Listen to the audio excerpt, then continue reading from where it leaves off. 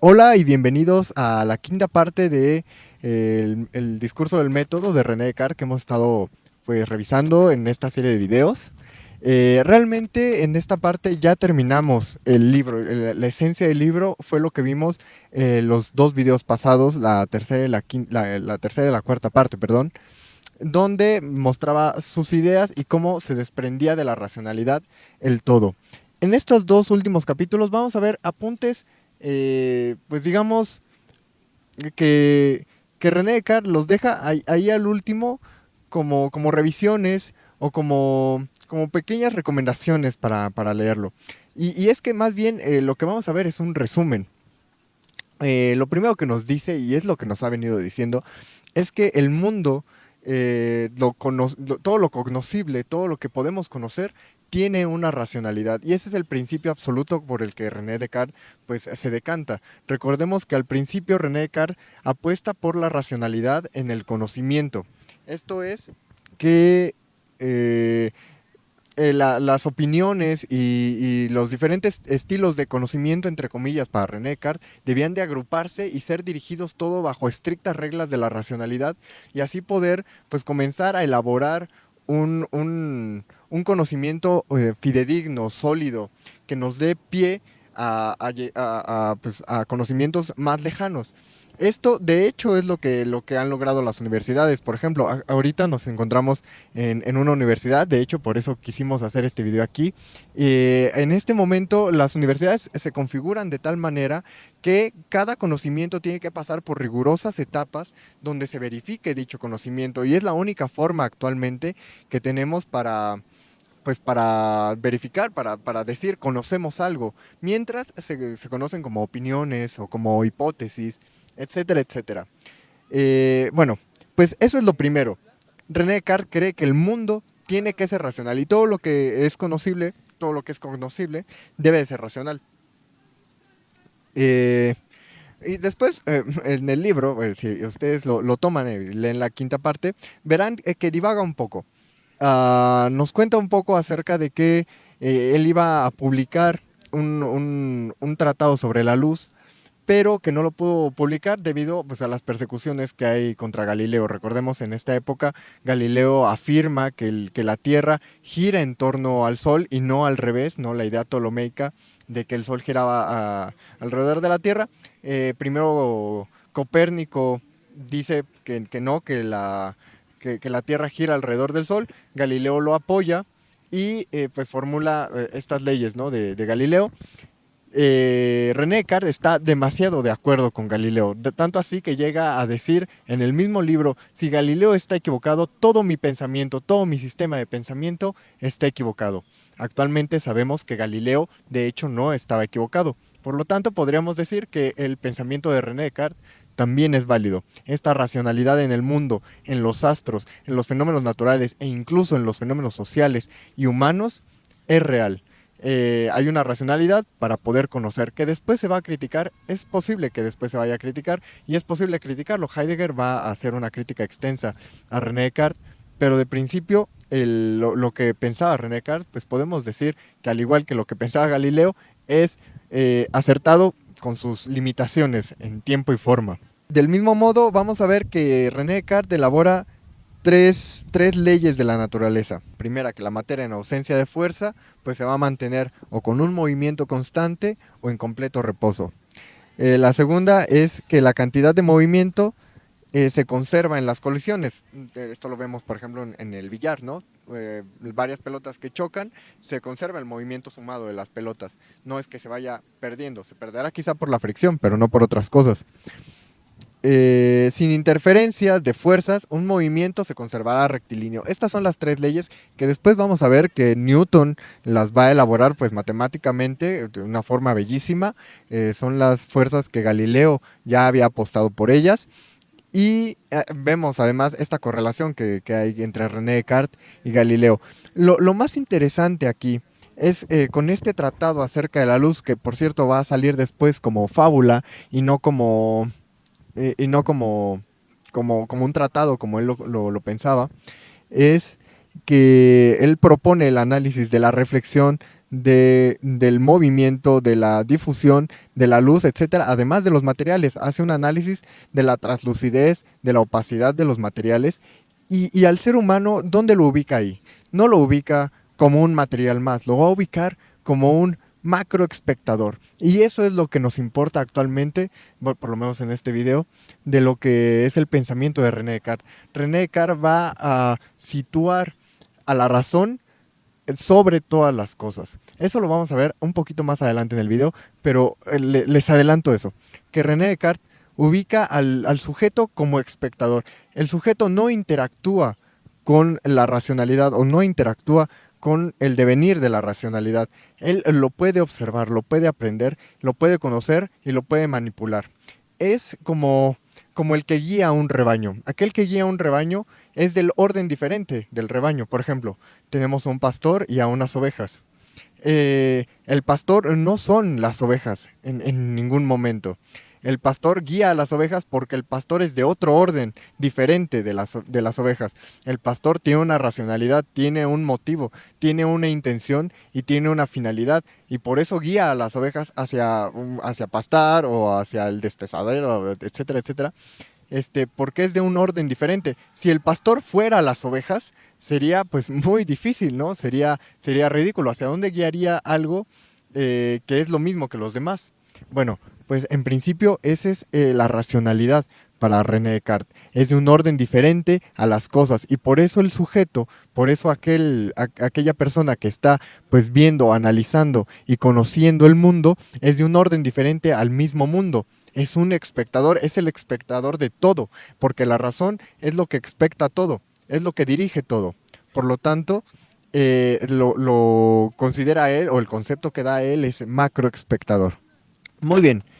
Que René Descartes diga que las leyes de Dios, que las leyes que Dios impuso sobre el mundo son como las de un rey sobre su pueblo, resulta pues bastante desafortunado porque un rey puede cambiar de voluntad. Un rey puede decir, pues quiero tal cosa que se haga de esta forma y otro día puede decir, pues mira, creo que esta es otra mejor forma.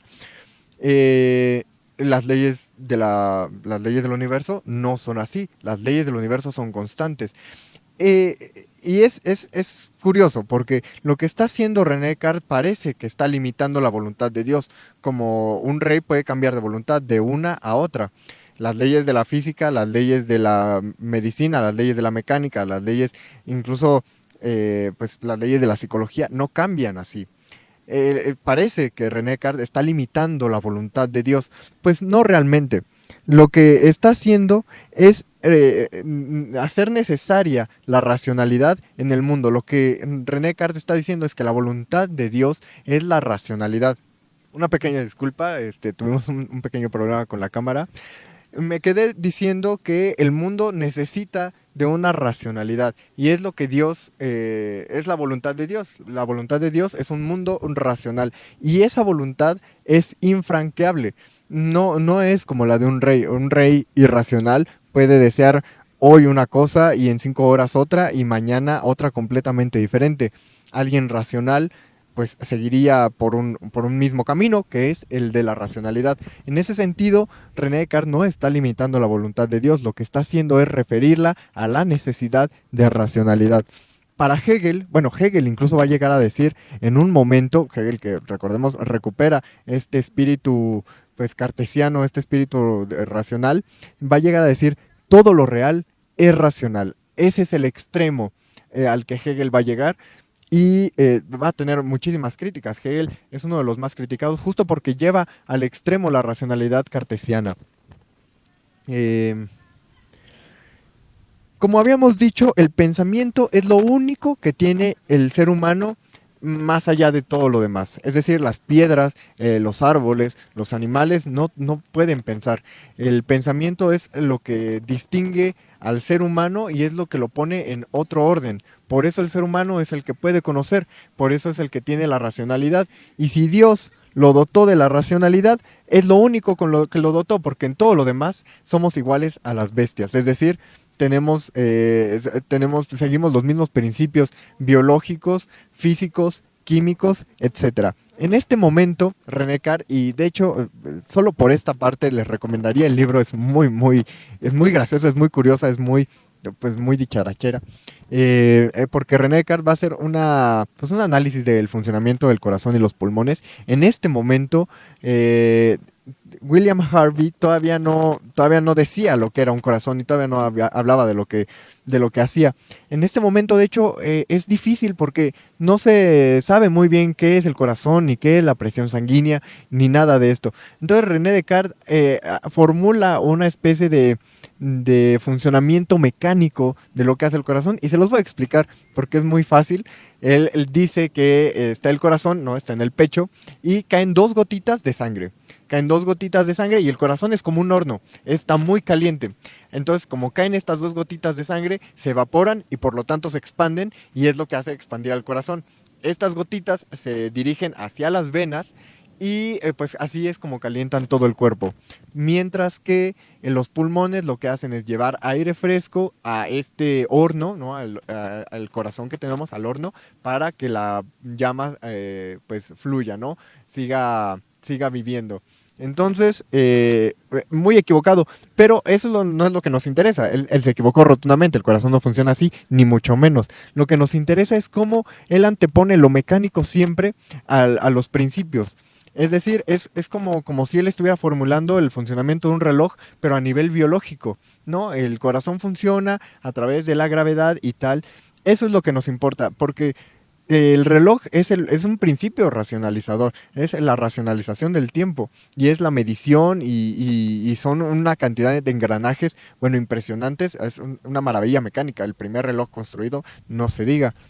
Y es lo que a René Descartes le fascinaba y es lo que él pensaba que debía de pasar a nivel social, a nivel biológico, a nivel químico, a nivel físico, etcétera. Llega a decir, y abro comillas, llega a decir, las reglas de la mecánica son las mismas que la de la naturaleza.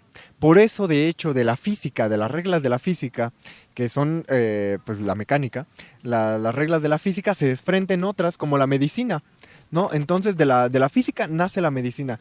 Esto en principio es un error. Él no tenía la capacidad en ese momento de darse cuenta, pero esto en un principio es un error porque ahora sabemos que los procesos biológicos no son como los procesos físicos o químicos donde siempre se da un mismo resultado y siempre se guían por las mismas situaciones y hay una causa-efecto directa y así, ¿no? Con factores, bueno, que se pueden sujetar ahí biológicamente.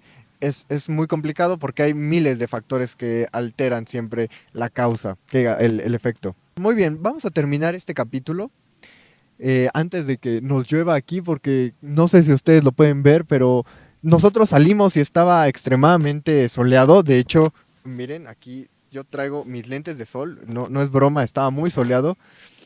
Salimos del metro, estamos aquí en la UNAM y está nubladísima. Está nubladísimo. De hecho, creo que veo gotitas, así que tengo miedo. Vamos a terminar con la diferencia entre la mecánica y la razón, porque es curioso, podemos caer en confusiones. Si René Descartes había dicho que la razón es todo el mundo, ¿no? El funcionamiento del mundo funcionaba por la razón. Pues podemos confundir, ¿no? Razón y mecánica, parece que son lo mismo. Pues vamos a ver que no. Y tiene que ver con lo que les había adelantado de que el ser humano es de un orden diferente. Él lo va a decir superior, nosotros digamos diferente. Por un lado dice que la razón es universal. La razón aplica para todo. Es decir, si yo sé sumar fuerzas, o si yo sé sumar en general, pero si sé sumar fuerzas, voy a poder sumar cualquier fuerza que a mí se me presente, ¿no? Por ejemplo, en un choque de bolas de billar, me gusta ese ejemplo.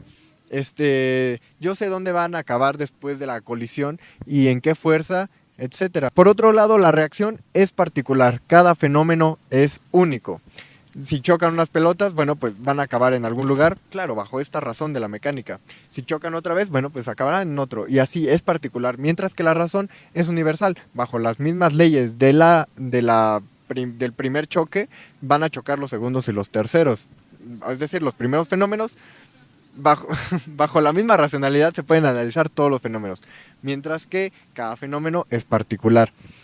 Eh, Como segunda, hay un pensamiento detrás de las palabras. Aquí René Descartes se quiere referir, o pienso yo que se está refiriendo a estos animales que también hablan, pero hablan por pura reacción, como los pericos, ¿no? Aprenden una palabra y la dicen. René Descartes dice, nosotros como seres humanos, como entes racionales, tenemos pensamientos y estos pensamientos están detrás de las palabras, queremos decir algo con las palabras. Mientras que la palabra es una reacción como estímulos, ¿no? Es decir, como las bestias. La tercera es que los hombres menos perfectos, no, los hombres con impedimentos, por ejemplo, los sordomudos o los ciegos, etcétera, ah, pueden decir algo.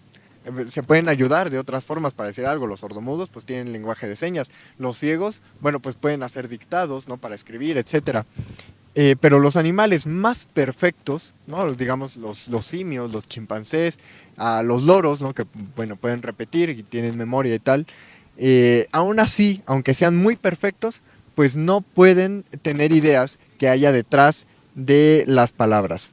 Es decir, que hay una diferencia entre las palabras y los movimientos que delatan pasiones, ¿no? Es decir, entre palabras con pensamientos detrás y palabras que simplemente se dicen. Bueno, así terminamos este quinto capítulo. Ya solo nos falta uno. Por cierto, no dejen de ver el último, es importante. A pesar de que ya terminamos de revisar el pensamiento, digamos, de René Descartes, lo esencial de él. Como pudimos ver en este quinto capítulo, más bien son como pequeñas anotaciones, son como pequeñas referéndums ahí, ¿no? Que deja y que un poco más explicativas, ¿no? Como para ahondar un poco más. Realmente lo esencial había terminado en los primeros capítulos, digamos del segundo, tercero al cuarto. El sexto es de igual importancia, entonces espero estarlos viendo, o más bien espero que ustedes me estén viendo en el sexto capítulo. Y bueno, bueno, si a ustedes les gusta esto, bueno, le pueden poner like, pueden dejar ahí su manita arriba y pues nada, hasta luego. Jugadas más profundas, más trascendentales en el ajedrez, bueno, ya dura 250 años esta jugada, caballo F2, obligando a tomar con el rey, no hay otra salida, ¿no? Se está atacando actualmente a la torre y a la dama, se acaba de tomar un peón, y si no se come ese caballo con el rey, es que se pierde muchísimo, ¿no? Entonces, se tiene que aceptar, es un regalo envenenado. Pero él era una persona que tenía problemas con el alcohol, era una persona que tenía problemas con el poder, ya que tenía a ser un poco abuso de este y tenía por lo tanto problemas con la autoridad para la que trabajaba. Justo por este motivo, las hermanas Valenzuelas dejan de usar el apellido González Está porque dudando, o más bien así se resuelve. Entonces obligamos ya a la lógica, ¿no? A demostrarnos que por lo menos existe un sujeto. Ya después demostraremos que existen objetos en el mundo, pero en principio ya tenemos un sujeto que duda.